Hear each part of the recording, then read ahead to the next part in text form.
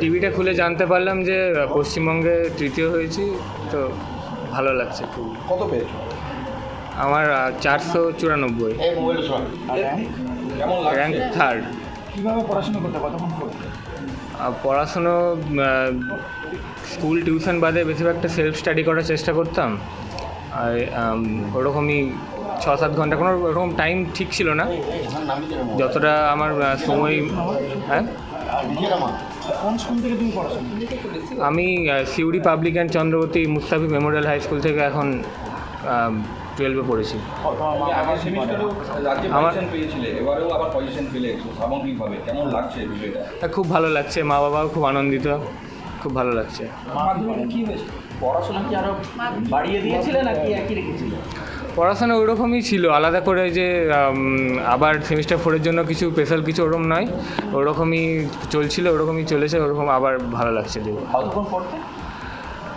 আমি ওরকম পড়ার কোনো ঘড়ি বাঁধা ওরকম কোনো সময় ছিল না, তবে দিনে প্রায় 6-7 ঘন্টা, যতক্ষণ কনসেন্ট্রেশন, যতক্ষণ মনে, যতক্ষণ আমার ভালো লাগতো, যতক্ষণ ফোকাসটা মেনটেন থাকতো, ততক্ষণ পড়ার চেষ্টা করতাম আমি। শিক্ষক ছিল কটা?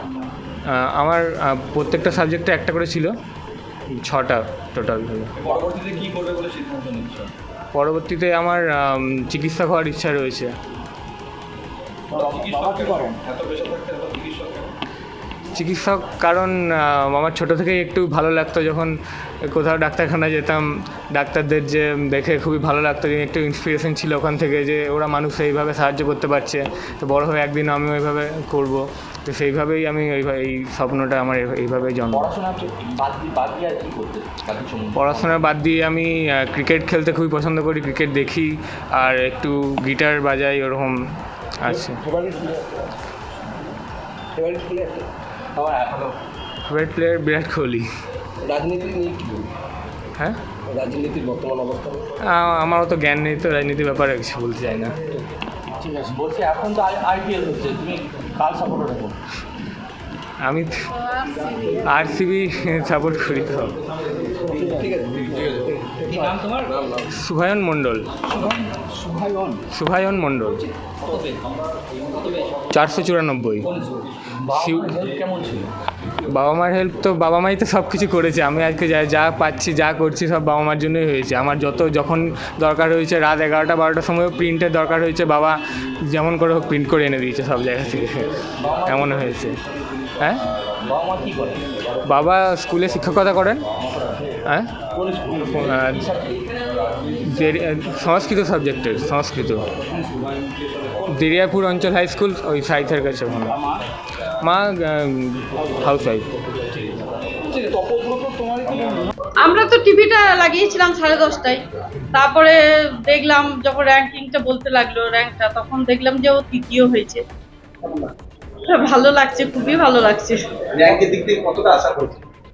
আমরা আশা করেছিলাম 10-এর মধ্যে থাকবে, এবার ধরুন র্যাঙ্কটা তো অতটা যে কত হবে এটা তো একবার পুরোপুরি বলা যায় না, তবে 10-এর মধ্যে থাকবে এটা জানতাম। হ্যাঁ, সেমিস্টার 9th হয়েছিল, ও বলছিল এবারে পরীক্ষাটা আরো ভালো হয়েছে। পড়াশুনো 5-6 ঘন্টা সেলফ স্টাডি করতো, আর এমনি টিউশন যেগুলো সেগুলো আলাদা টাইম।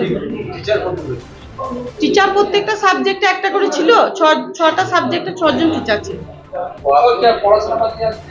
পড়াশোনা বাদ দিয়ে ক্রিকেট খেলতে খুবই পছন্দ করে, আর গান বাজনা করে, গিটার। হ্যাঁ, ডেলি, মানে কোনোদিন 2-1 দিন হয়তো বাদ দিত পরীক্ষার সময়গুলো, কিন্তু খেলতেও মানে খেলার প্রতি খুবই নেশা। কি হবে বলছেন? বলছে চিকিৎসক হতে চায়। আপনারা কতটা হ্যাঁ, আমার সাপোর্ট আছে পুরোপুরি, ওর বাবাও, আমরা দুজনেই মানে চিকিৎসক। ও যখন হতে চাইছে তখন আমরা পুরোপুরি। কেন হতে চাইছে মানে ওর ছোট থেকে ইচ্ছা ছিল যে আমি ডাক্তার হয়ে কিছু একটা ভালো, মানে হ্যাঁ, মানুষের সেবা করব, তারপরে মানে ওর ইচ্ছাটা ছিল খুবই ডাক্তার হওয়ার, প্রথম থেকে, খুবই ছোট থেকে।